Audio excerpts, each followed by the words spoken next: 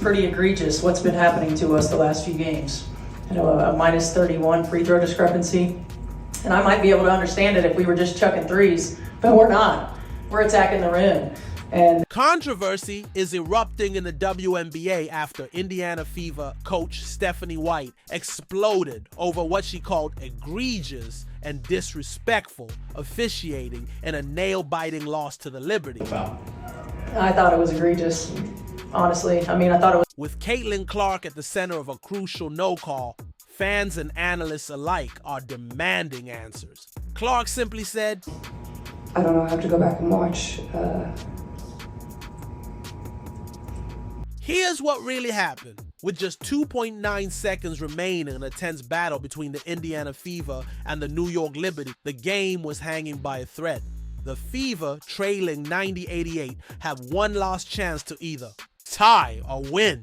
All eyes were on rookie phenom Caitlin Clark as she received the inbound pass. In a high-pressure moment, Clark attempted to make her move toward the basket, but before she could get a shot off, Liberty guard Natasha Cloud stepped in with intense defensive pressure. In the chaos, Clark appeared to lose control of the ball after contact was made. She hit the floor and the ball slipped away as the final buzzer sounded. No whistle blew. No foul was called. The Fever bench erupted. Clark stood up looking stunned.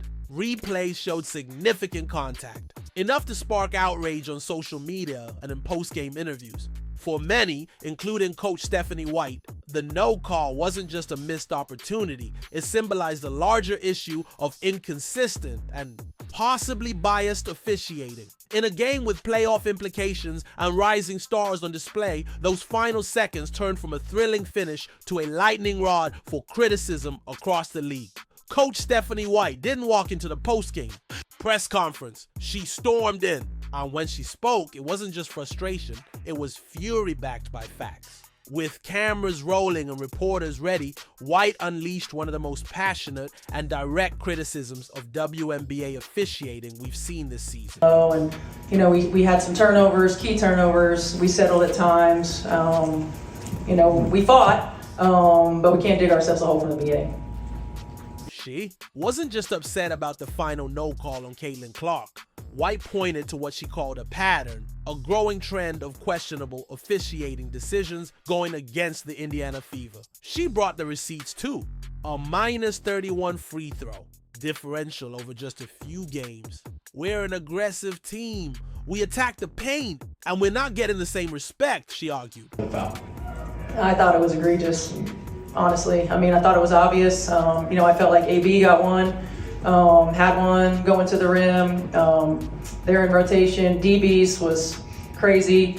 And then Lexi's, I felt like equally, we talk about, coming into the path, and it was an offensive player veering into the defensive player's path. White's words weren't just for show. They were a message to the referees, to the league, and to fans watching closely. She demanded accountability. Her frustration wasn't isolated. It echoed the sentiments of players, analysts, and fans alike. This wasn't just about one play.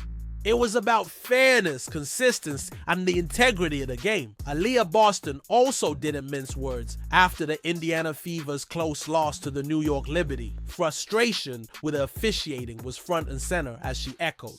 Head coach Christy Side's criticism of a significant free throw disparity and questionable late game calls. Boston pointed to a few key plays, including missed fouls around the rim and late whistles that didn't go in the Fever's favor. Despite those frustrations, she emphasized the need to finish through contact, saying, if we don't get it, we don't get it. But the team must still give themselves the best opportunity to score. It's like we don't really have a choice because they're going to call what they want to call. And so for us, even for me, I miss some of those easy around the rim. I think for me, I have to put them in the rim for just post talk. And we just have to finish through contact. If we don't get it, we don't get it, but we have to give ourselves the best opportunity to get that basket. What do you think allowed? Her composure was notable, even as she critiqued the officiating. Boston focused on execution and personal accountability, admitting she missed easy shots around the rim and highlighting the need to start games stronger to avoid late game pressure. She credited New York's floor spacing and post attack, especially from Jonquel Jones as key factors in the Liberty's fourth quarter takeover. Still, she remained team first, saying her individual stats aren't the focus. Consistency, defense, and rebounding are. Boston's comments reflect maturity and leadership in the face of adversity, underscoring both her frustration and resolve to keep improving. Numbers don't always tell the whole story, but sometimes they scream the truth. And in the case of the Indiana Fever's recent matchups, the free throw statistics speak volumes. In the controversial May 24th game against the New York Liberty, the Fever attempted just 15 free throws, converting 11. The Liberty, 32 attempts, sinking 25. That's a staggering 17-shot difference in opportunities from the line. And that gap becomes even more shocking when you consider that the Fever were just as aggressive, if not more so, in attacking the rim. But it doesn't stop there. Coach Stephanie White didn't throw out the term minus 31 free throw differential lightly. That number spans multiple games, and it's become impossible to ignore. For a team known for its physical style, fearless drives to the basket, and emphasis on drawing contact, the lack of whistles in their favor raises eyebrows. And blood pressure. The Fever aren't just playing hard, they're playing smart. They're getting into the paint, drawing contact, and expecting the same treatment other teams receive. Yet game after game, they've found themselves on the wrong side of the whistle. Let's not forget Caitlin Clark's presence in all of this. She's one of the most fouled players in women's basketball history at the college level. Defenders swarm her, crowd her space, bump her on cuts, and somehow she's still struggling to get to the line. It's become a narrative across sports media. Why isn't Clark drawing fouls? Is it rookie bias? Or something deeper? Fans have noticed, commentators have noticed, even opposing players in quieter moments have acknowledged the discrepancy. Social media lit up after the Liberty game, with fans demanding accountability from the officiating crew and pointing out blatant inconsistencies in foul calls. Fans expressed the frustration on X clear reach and foul and contact with Caitlin's right arm. This is unacceptable. Another wrote, probably, but what is more upsetting is the fouls they called on the Fever when Ionescu is just running straight into people. Great matchup between two good teams. Deserved better officiating. These numbers don't exist in a vacuum. They impact the outcome of close games, like the 2-point loss to New York. They impact momentum, coaching strategy, and even a player's mental game. When players feel they have to get knocked to the floor just to get a call, something's off. In a league that prides itself on growth, fairness, and elite competition, the WNBA must address these imbalances. Because when the numbers don't lie, someone needs to start listening. Officiating in professional sports has always been a lightning rod for controversy. But in the WNBA, the conversation is reaching a fever pitch. As the league grows in popularity and garners more national attention, thanks in part to breakout stars like Caitlin Clark, the margin for error by officials shrinks drastically. Every missed call or questionable whistle is now under the microscope, and fans, coaches, and players are demanding more accountability than ever before. The issue isn't just about one bad night of officiating, it's about a pattern of inconsistency that's becoming impossible to ignore. Over the past few seasons, players across the league have voiced frustrations about what they see as erratic standards in how fouls are called. Some games are tight, whistle-happy affairs where defenders can barely breathe without drawing a foul. Others lie, like the Fever versus Liberty matchup, feel like anything goes. The lack of consistency not only affects game outcomes, but also impacts player safety, strategy, and morale. It's difficult for coaches to build game plans when the officiating style swings wildly from night to night. Players don't know what will be called and what won't, leading to hesitation in crucial moments, or worse, unnecessary injury risk. Then, there's the question of unconscious bias, a hot topic in officiating discussions. Are certain players, teams, or rookies, like Clark, being treated differently?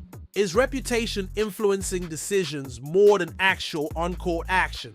Studies in both the NBA and NCAA suggest that implicit biases can influence referees, even if unintentionally. If it happens there, it's not a stretch to believe the WNBA could be facing the same issue. Add to that the rising media coverage and growing fan base, and the league has no choice but to address these concerns head on.